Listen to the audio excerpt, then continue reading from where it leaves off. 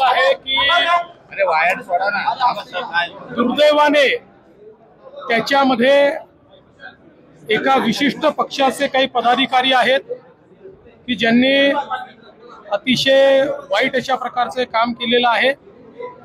पोलिसांनी गुन्हा दाखल केलेला आहे, काहींना अटक केलेली आहे, इतरांना अटक केली जाईल। पण अशा प्रकारे छेडखानी करणं सार्वजनिक ठिकाणी, अशा प्रकारे त्यांना त्रास देणं हे अतिशय चुकीचं आहे आणि कुठल्याही परिस्थितीत अशा लोकांना त्या ठिकाणी माफी देता कामा नये, त्याच्यावर अतिशय कडक कारवाई होईल। सर, रायगडचा पालकमंत्री कोण होणार? सर, रायगडचा पालकमंत्री शिंदे शिवसेना, राष्ट्रवादी की भाजप? आता रायगडचा पालकमंत्री देवेंद्र फडणवीस, एकनाथ शिंदे आणि अजित पवार आहेत, त्यामुळे काही चिंता करण्याचं कारण नाही।